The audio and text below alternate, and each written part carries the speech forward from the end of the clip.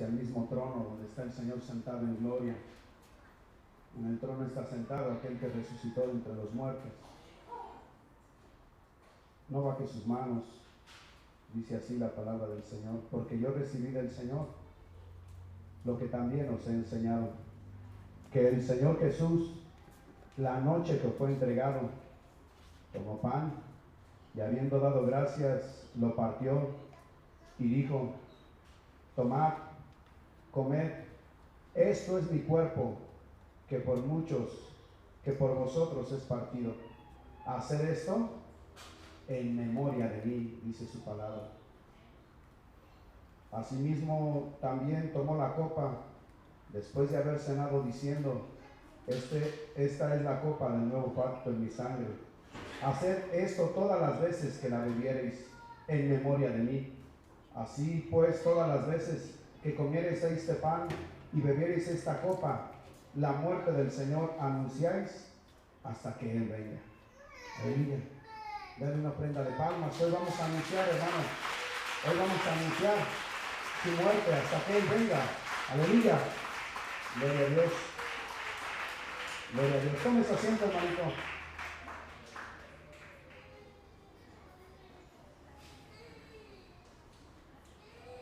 Gloria a Dios. Aleluya. ¿Te puedes revisar unos versículos antes? Aleluya.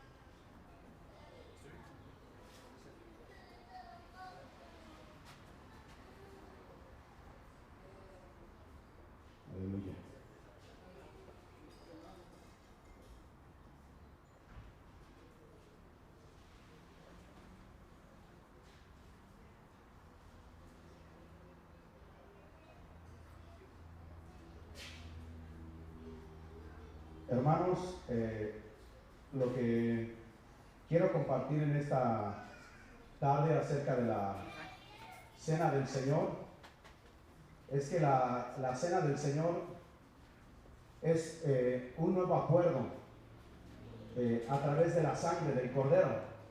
Aleluya.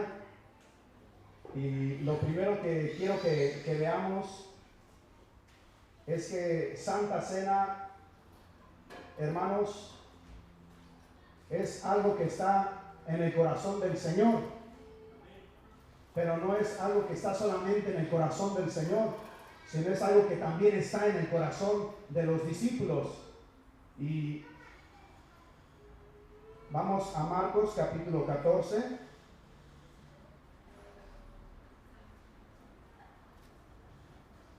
Al final del verso 12, vamos a leer todo el verso 12, dice: en el primer día de la fiesta de los panes sin levadura, cuando sacrificaban el cordero de la Pascua, sus discípulos le dijeron: ¿dónde quieres que vayamos a preparar para que comas la Pascua? Amén. ¿Está escrito? ¿Sí está escrito? Amén. Entonces, Santa Cena, hermanos, es uno de los pocos mandamientos que el Señor ha dejado para nosotros en su palabra. Nosotros encontramos que el bautismo en agua es un mandamiento de nuestro Señor Jesucristo, y que cuando la gente desciende a las aguas, cuando la gente es obediente para bautizarse y seguir al Señor, hermanos, es algo que está agradando el corazón del Padre, y estamos cumpliendo uno de los pocos mandatos que el Señor ha dejado para su iglesia. Aleluya. Y lo mismo pasa con Santa Cena. Santa Cena es de aquellos pocos mandamientos que se rescatan del Antiguo Testamento. El Antiguo Testamento estaba lleno de ritos y de mandamientos, pero en el Nuevo Testamento, hermanos, realmente hay pocas cosas que se le encarga a los seguidores de Cristo. Aleluya. Y entre estos está la Santa Cena, hermanos. Entonces vemos aquí en estos discípulos del Señor Jesucristo tomando la iniciativa, hermanos, para celebrar la Santa Cena. se había llegado el tiempo en el cual se iba a ofrecer al Cordero. Los israelitas, los judíos celebraban la Pascua, aleluya, y entonces era algo que se celebraba continuamente en la nación de Israel. Y los discípulos, hermanos, estaban atentos. Estos discípulos que estaban caminando con Jesús estaban atentos, estaban apercibidos, hermanos, de este momento tan importante. Porque notemos cómo Dios, cómo el Señor no les está dando el mandamiento, sino que los discípulos mismos se acercaron al Señor Jesucristo y le preguntaron: ¿dónde quieres que preparemos la Pascua? ¿Dónde quieres que la preparemos? ¿Dónde quieres celebrar? Aleluya. Si tú estás apercibido, dale una ofrenda de palmas al Señor. Gloria a Dios. Y a mí me gusta cuando la gente, a veces sin decirle, me dice: hermano, no hemos celebrado Santa Cena. Hermano, no ha habido Santa Cena. Es gente que está percibida. Aleluya. Y en el verso 13, ¿qué dice? Envió 2 de sus discípulos y les dijo: id a la ciudad. Les dio indicaciones de dónde celebrar la Pascua. Cuando ya están en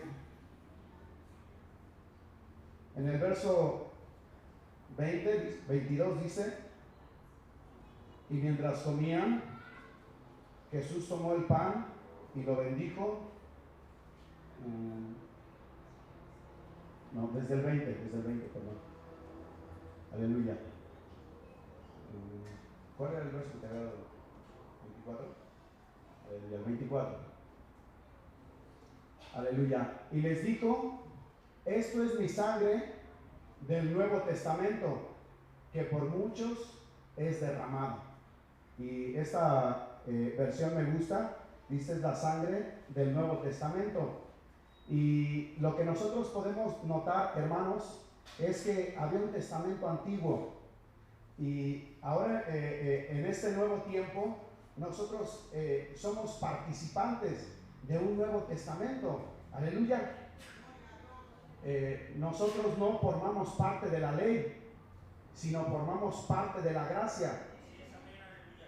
Y parece que no es muy relevante, pero en la ley estaba escrito que el que cumpliera la ley iba a vivir por ella. Es decir, la gente que no cumpliera la ley iba a morir. La gente que quebrantaba la ley, todavía aún cuando Jesús, antes de ir a la cruz, dicen que sorprendieron a una mujer en adulterio y la llevaron a Jesús. Aquellos hombres que la acusaban le dijeron: en la ley está escrito que si fuera sorprendida debía de ser apedreada. ¿Están de acuerdo? ¿Qué es lo que le correspondía a Jesús en ese momento contra aquella mujer que había sido sorprendida en adulterio? ¿Qué correspondía de acuerdo a la ley? ¿Cómo?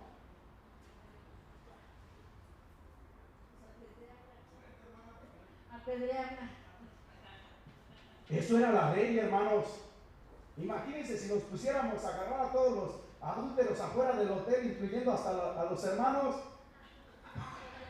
Y ya, hermano, yo creo que los de las canteras tuvieran mucho trabajo. Hoy mándame un camión de piedra, 3 para sábado y domingo, mándame 5 porque hay muchos. Eso era la ley. Eso era la ley, hermanos. Que aquellos que no la cumplieran habían de morir.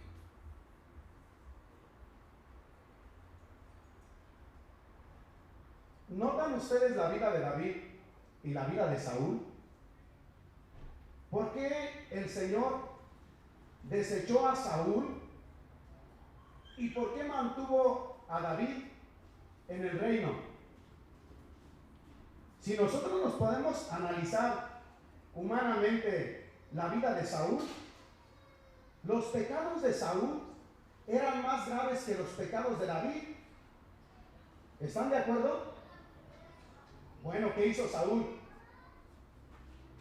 A Saúl se le dijo que matara a Agar,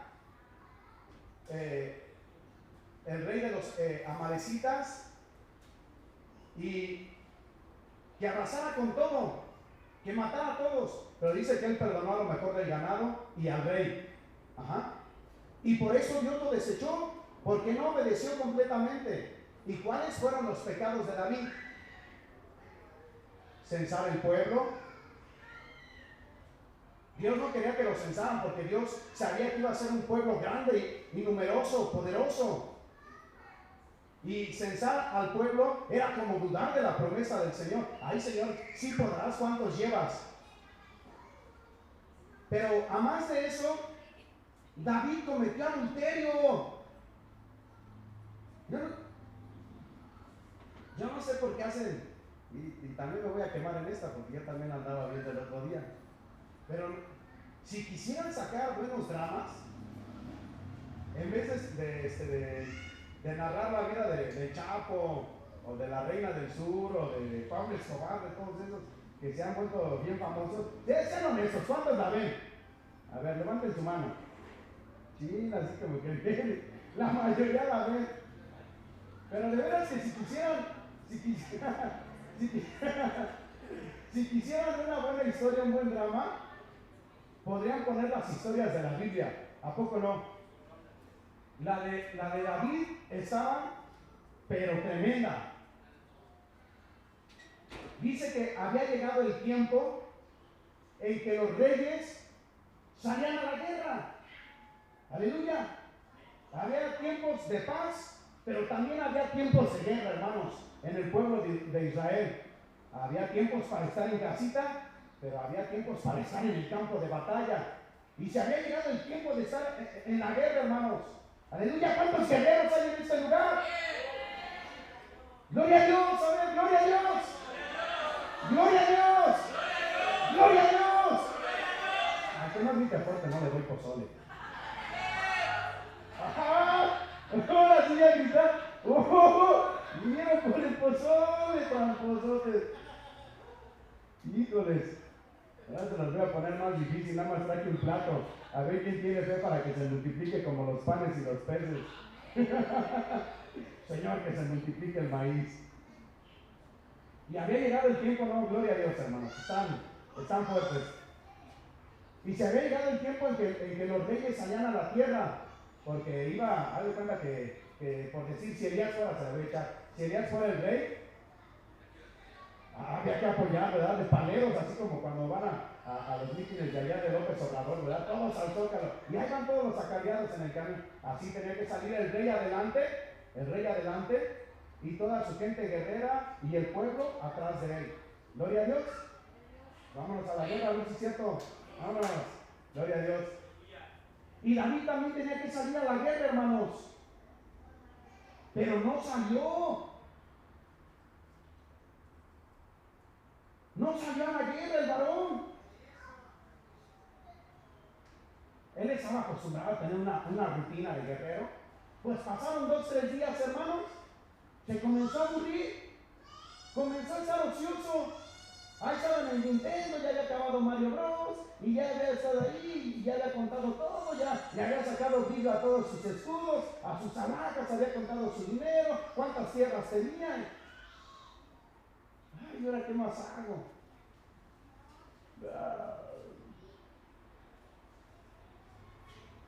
Y que se asoma ahí en el palacio, en el palco, y que se le van los ojos, hermano. Dice que se estaba bañando una mujer que se llamaba Betsabé, y la fue a traer, la trajo a su palacio y se llevó a ella, hermanos.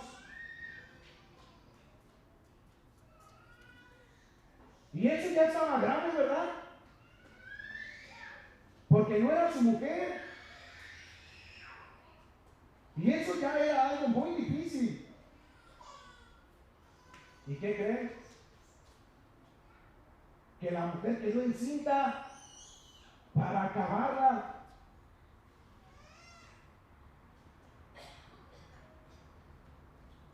Y el rey, en vez de arrepentirse, y regresar a su casa y esperar a ver qué hacía el esposo de esa mujer. No, hermanos. Manda a llamar a su siervo Urías, Eteo. Fíjense qué grave es esto. No, hermanos, de veras que les digo que el trama está, pero así, emocionante. O sea, para que lo entiendan. Vamos a ponerlo así: Dios, líbrame, Señor. Nomás es un ejemplo, Dios mío, por favor. Vamos a suponer que yo fuera el rey. ¿Sí, amén? ¿Sí? Y que, por decirlo así, Elías fuera uno de mis mejores soldados. Que fuera Urías Eteo. Que yo tomara a su mujer y en vez de regresarla después de haber fallado, hermano, lo llamara: Elías, ven al palacio, tengo un trabajo para ti. Y Elías, que es bien obediente, va. Sí, mande, pastor, mande, rey David. ¿Qué me toca? ¿Qué misión hay? Señor, sí, Señor. A veces hasta parece broma, porque hay veces que le escribo en la mañana para comunicarle alguna situación de difícil. Señor, sí, Señor, y me pone un soldadito. Oye, necesito que lleves una carta. Y allí en la carta pongan a Elías Eteo en lo más fuerte de la batalla, donde tiran los flecheros. Y cuando esté lo recio de la batalla, Adán, Saúl, quítense y déjenlo morir. Así lo mandó a matar. O sea, David cometió adulterio, hermanos. Y en vez de arrepentirse, de frenar ahí, en vez de frenar ahí, de parar su loca carrera ahí, hermano, comete homicidio. Y aquel de que la Escritura dice: el dulce cantor de Israel, he hallado a David mi siervo, un hombre conforme a mi corazón, él hará todo lo que yo quiero. Había mandado a matar al más bien de sus sirvientes, hermanos, de sus colaboradores, de sus hombres, de sus guerreros. Y bueno, yo lo veo y de veras que se me, por eso le digo: Señor, líbranos de hacer cosas de ese tamaño. Llega, ay, no me puedo quitar este demonio, siento que me van a ahorcar. Me lo quitan para que cuando coma pozole me entre un poquito más.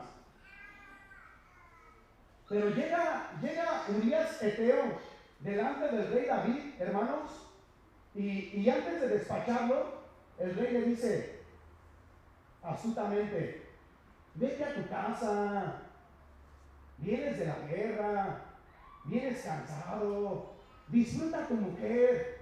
Dice: así le cargo el pastelito, le cargo el milagrito. Y era tan noble y tan fiel el corazón de su siervo, hermanos, que se quedó a la puerta del palacio. Ahí se quedó este hombre que venía de la guerra, se quedó a guardar la vida del rey. Se quedó a guardar la vida del rey. O sea, no le importó que ya viniera, hermano, cansado, que podía venir lastimado o herido. O sea, ¿quién no quiere después de la guerra llegar a descansar, que te hagan piojito, aunque te saquen puras liendres? ¿Quién no quisiera, hermano, que lo atendieran como rey?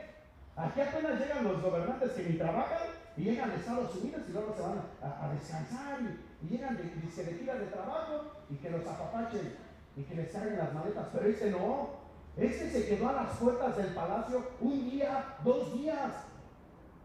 ¿Cómo yo voy a ir con mi mujer si está el rey y el arca del Señor en este lugar? ¿Yo cómo voy a descansar? Y ahí se quedó. ¡Wow! Señor, mándanos de esos que no se rajan por nada. Y no lo pudo engañar. Y lo invita, hermanos, a tomar, lo embriaga y ni así se ve este varón. Y ¿por qué les pongo el ejemplo de estas 2 vidas? ¿Cómo es que Saúl es desechado? Por los pecados que cometió. ¿Y cómo es que David se mantiene en el reino, hermanos? O sea, ¿por qué si los pecados de Saúl fueron mayores que los pecados de David? ¿Por qué David se mantuvo en el trono? A ver, sí quiero que comenten, quiero ver si saben, tienen una idea. A ver, amor, tú primero. Porque David reconoció su pecado y Saúl solo se justificó, o sea, justificó su desobediencia. ¿Sí están de acuerdo? ¿Sí? ¿Amén? ¿Sí puede ser eso? Gloria a Dios, sí. Me parece bien, van bien. Añadiendo porque David se arrepintió antes de que viniera como una consecuencia, y Saúl se arrepiente, o bueno, como que es consciente del pecado hasta que le dicen que su descendencia ya no va a continuar en el trono. Y es ahí cuando se justifica y dice, bueno, es que a mi parecer yo lo hice bien, pero nunca se arrepiente de corazón, sino como que es consciente de lo que pasó hasta que le dicen que su hijo ya no va a reinar. Gloria a Dios, llevamos dos. ¿Alguien? A ver, hermano, no. Que David era bien amado por el Señor, era de sus hijos favoritos. Uno más. Porque Saúl no consultaba a Jehová y David consultaba a Jehová. Gloria a Dios. O sea, una desobediencia y una obediencia. ¿Sí? ¿Elías? A ver, tú dame la respuesta, seguro. Aleluya, sí es correcto lo que dicen. El hombre que falla regularmente trata de encubrir el fallo. Lo vemos en las figuras de Adán y Eva, como lo que estaban mencionando. Sí es verdad, el hombre falla y encubre su pecado por sus méritos, por sus propias fuerzas. Es más, no reconoce que falló de corazón. Reconocer de corazón, eso es lo que importa. Pero David reconocía que había fallado a Dios. Cuando le pregunta el profeta Natán a él que si sabía lo que había ocurrido, él dice: es digno de muerte. Él sabía que la paga del pecado era muerte, pero también conocía que la dádiva de Dios iba a ser vida eterna. Entonces es verdad, David sí no encubrió, y al contrario le dijo al Señor todo lo que había hecho, en lo que había fallado, y se arrepintió. Aleluya. ¿Saben cuál es la diferencia entre Saúl y David con relación a esto? La gracia. David fue un hombre que vivió en el Antiguo Testamento, pero gozó los beneficios del Nuevo Testamento. Es decir, David vivió en el tiempo de la ley, pero disfrutó de los beneficios de la gracia. Eso es la diferencia, hermanos. ¿Por qué? Porque nosotros abrimos leyendo Marcos 14, en el verso 24, donde dice: esta es la sangre del Nuevo Testamento. Y la sangre del Nuevo Testamento, cuando Juan el Bautista vio al Señor Jesucristo, cuando el Señor Jesucristo entró al escenario mundial, Juan el Bautista dijo esto: he aquí el Cordero de Dios que quita el pecado del mundo. Aleluya.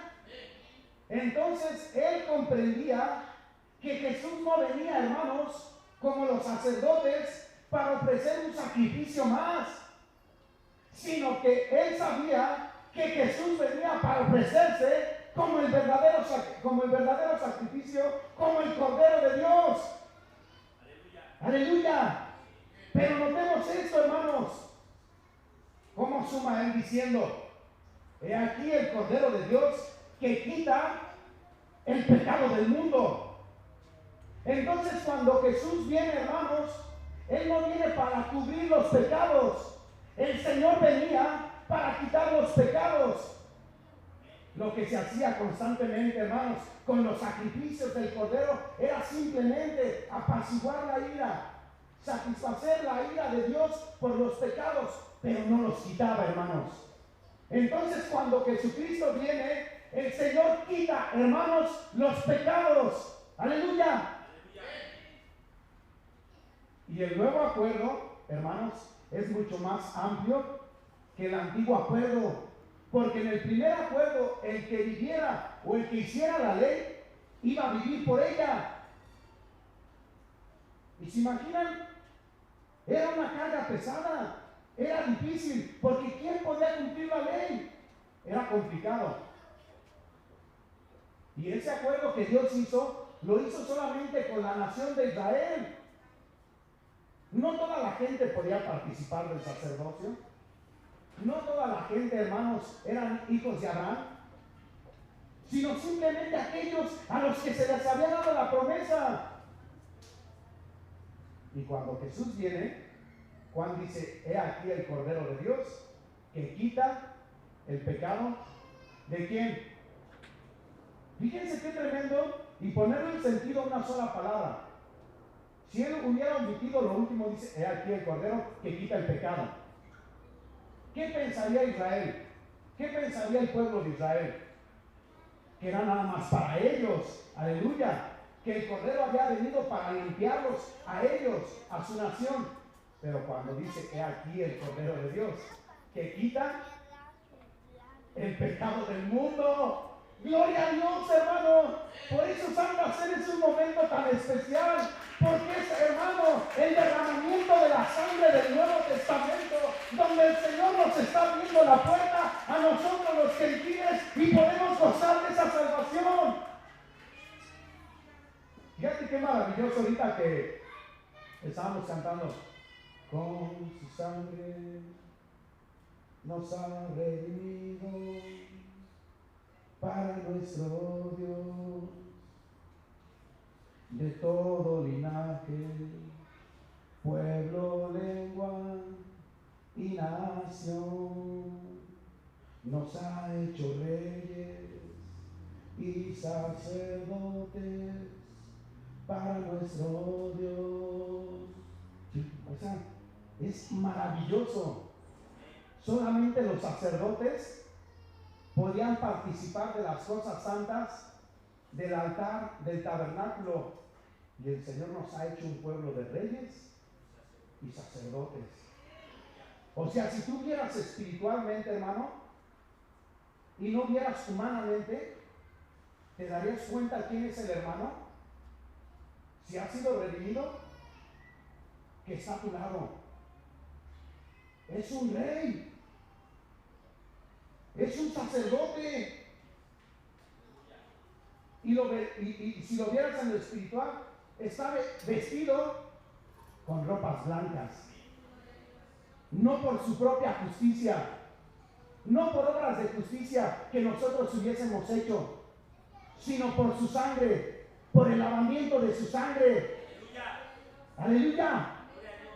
Hermano, por eso los que estamos aquí al frente nos da temor y temblor cuando estamos con ustedes.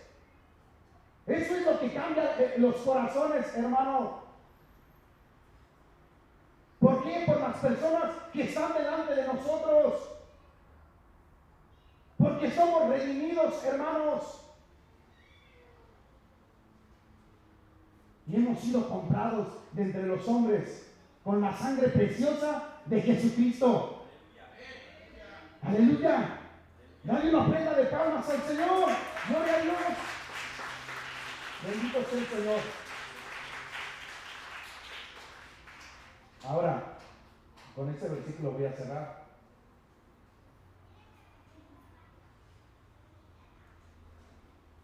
De aquí a que Cristo venga, estamos bajo la gracia. Y ese tiempo, hermanos, es maravilloso, porque el Señor no nos inculpa de pecados. Si yo estuviera bajo la ley, ya hubiera reprobado, estaría descalificado. Yo, por lo menos, lo reconozco. El Señor ya me habría desechado a mí. Pero estamos bajo la gracia. Era lo que en el libro de los Salmos dice: bienaventurado el varón a quien el Señor no inculpa de pecado. Bienaventurado. Por eso nadie te puede juzgar, hermano. decían algo que también es importante ahorita. Se arrepintió. David invocó la sangre. Sí, amén, eso también es cierto. David reconoció su pecado. Y sabes que en el tiempo de la gracia, ninguna persona, hermanos, que se arrepiente es desechada. Ninguna persona, hermanos, que reconoce esa sangre es desechada. Por eso el Señor dijo, nadie dirá al Señor, nadie dirá a su hermano, conoce al Señor, porque todos me conocerán, desde el más pequeño hasta el más grande. ¿Y qué es esto, hermano? Que yo no voy a abogar por ti, yo no voy a interceder en favor tuyo, sino que tú mismo, hermano, vendrás al Señor. Tú mismo tienes derecho para presentarte al Señor. Hay veces, yo me doy cuenta cómo la gente a veces no comprende el poder de la sangre, hermanos. Cómo a veces la gente no aprende a acercarse confiadamente delante del Señor. ¿Y sabes por qué? Porque no entiende el nuevo acuerdo en el que está viviendo. No entiende el acuerdo, hermano, venga, ore por mí. Hermano, es que soy pecador. Hermano, si quiere, de una vez póngame mi lápida que diga, murió por pecador, hermano. Y es eso, porque no estamos conscientes de la sangre preciosa que fue derramada por nosotros.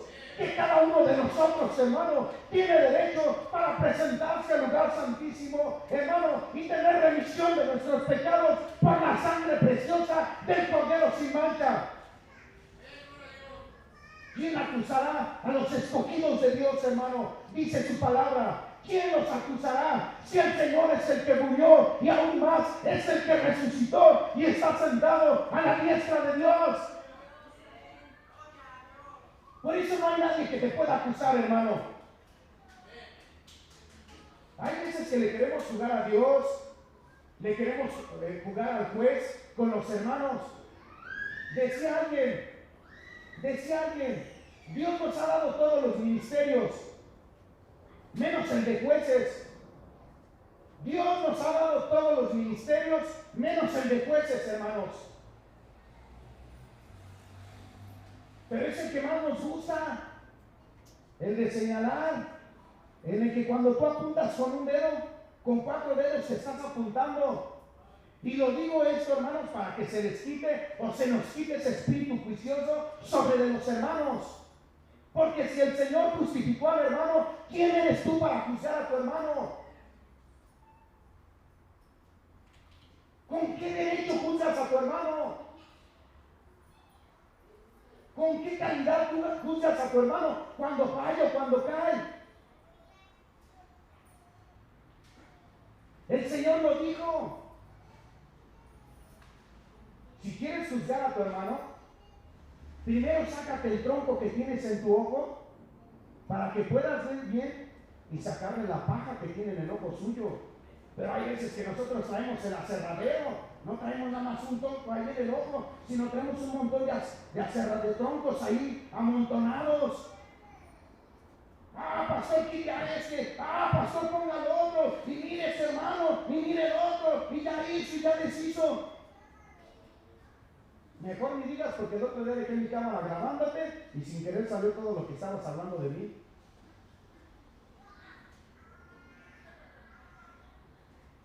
Y somos jueces con malos pensamientos. No tenemos derecho a juzgar a los que fueron limpios por el Señor. Yo tengo derecho a aconsejarte. O sea, mi trabajo como pastor es aconsejarte. Yo no te voy a desechar. Y a lo mejor, si ahorita los mensajes los están transmitiendo, hermanos, lo podemos decir libre y abiertamente. Nosotros no desechamos, hermanos. No nos importa de dónde vengas. No nos importa tu antecedente. No nos importa lo que estás viviendo. Porque nosotros no somos jueces. El que te va a transformar, el que te va a cambiar, el que te va a enseñar, el que te va a pastorear, se llama Jesucristo. Les decía, aleluya, gloria a Dios, allá sigue ese varón, gloria a Dios, gloria a Dios.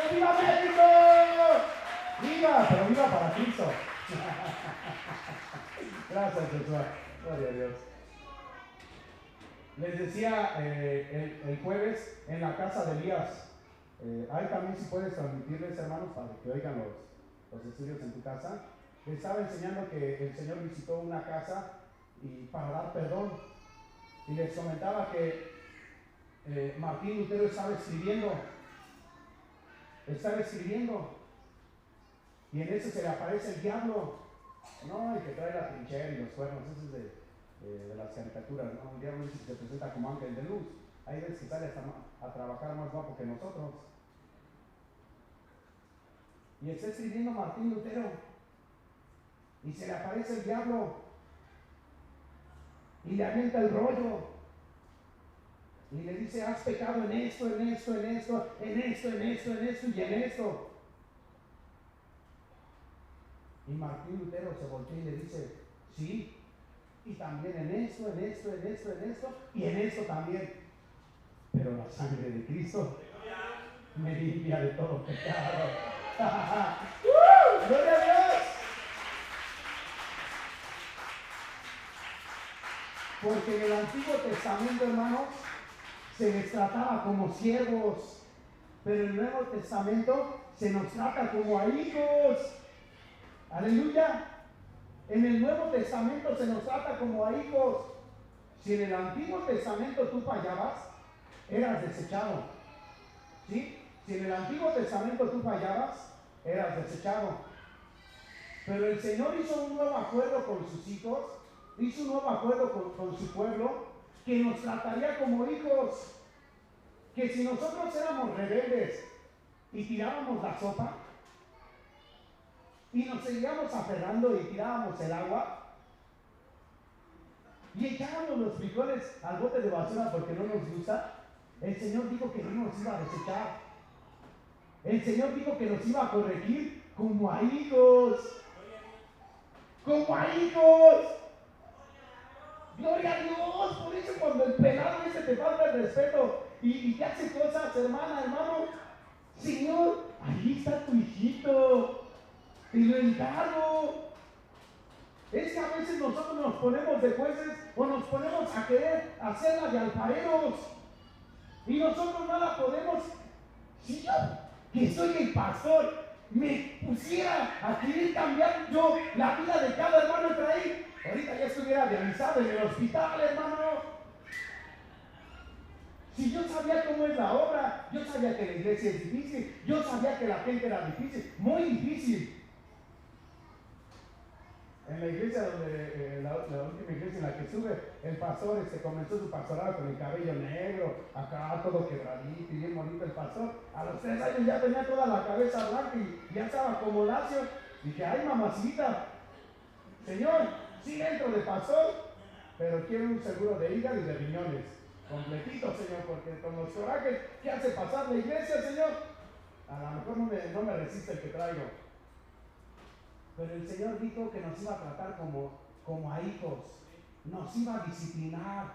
¿Alguien de ustedes desecha a sus hijos?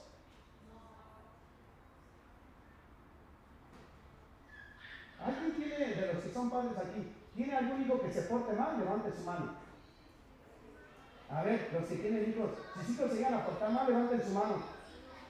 ¡Levante su mano! Híjoles, todos los que son papás dijeron que sí. ¿Y a poco desechan a sus hijos? No, ahora sí respondió, ahora sí le salió el amor de mamá gallina. No, no los desechamos. Eso no se puede, ¿verdad? Los corregimos. Ciertamente nuestros padres terrenales nos corregían. No sé ya cómo le fue, a mí todavía me tocaron tabiques.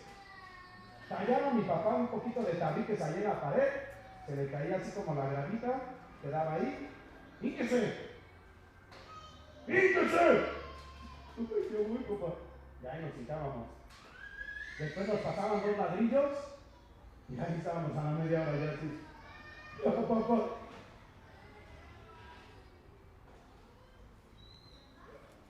Mi hermano Gustavo y yo teníamos la costumbre de agarrar lo que no era nuestro.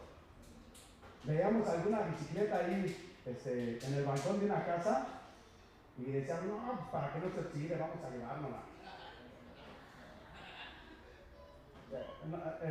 Lo voy a justificar con la que el Señor dijo, iba a entrar a Jerusalén y le dice, van a ver una asna amarrada por ahí, decirle que es para el maestro.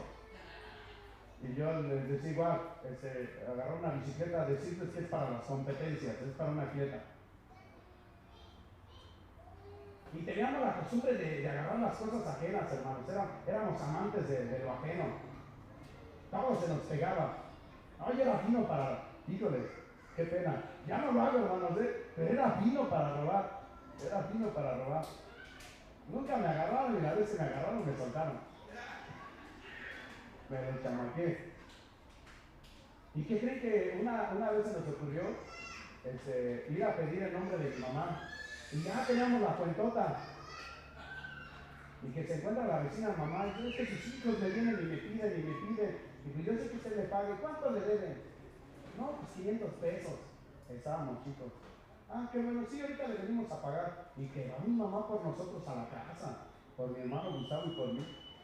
Yo no recuerdo porque a mí no me castigaron, pues yo también había pedido. Y que le dice, se lo dejo una semana para que le haga el quehacer y le lave los trastes. No, yo con la pena dije, jamás me vuelvo a robar algo, me van a poner a lavar trastes. Y yo me acuerdo cómo lo pusieron a lavar trastes. A él no se le quitó mucho, a mí sí. Pero era tan cínico mi hermano que acababa de robar un vecino, y van los policías, hermano, y tocan. A ver, ¿dónde es ese canijo muchacho? Y que sale mi hermano bien enojado. A mi casa no venga a decir groserías.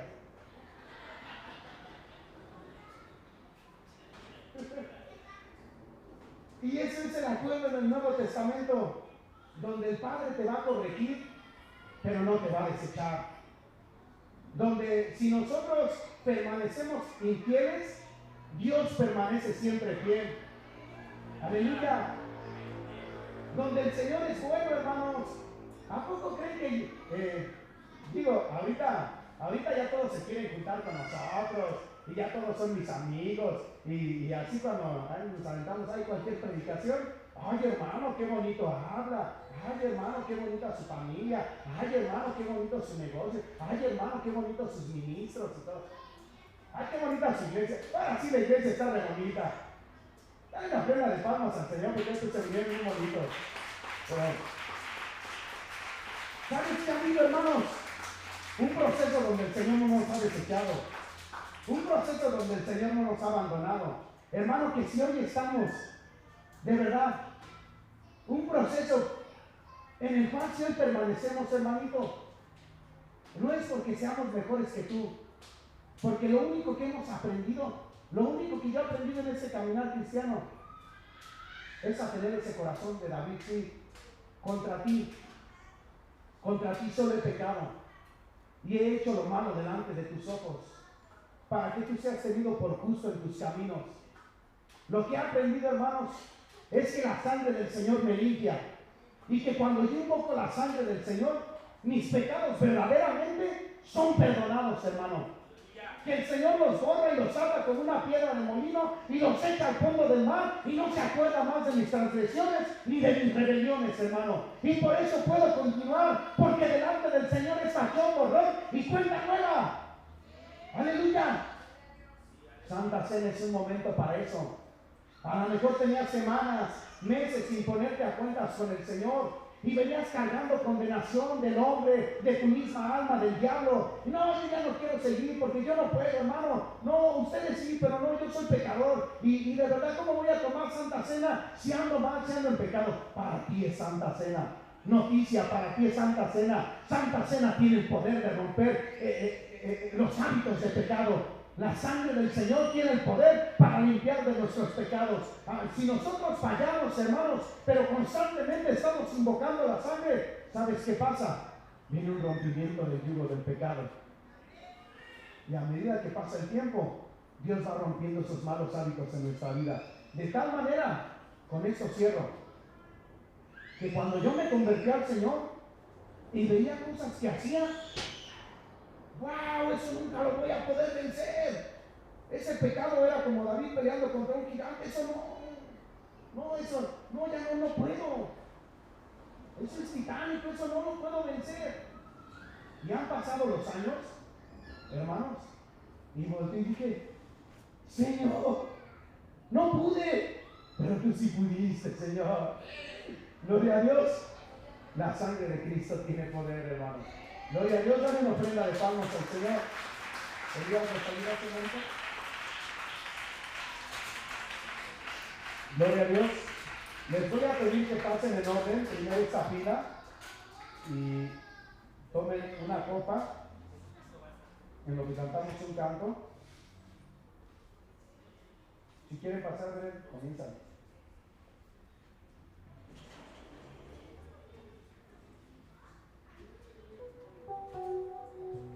¿Quieren ir pasando, hermanos? Para que sea más fácil. Y vamos a tener un tiempo con aquel que dio su vida por nosotros, hermanos. Que dio su sangre.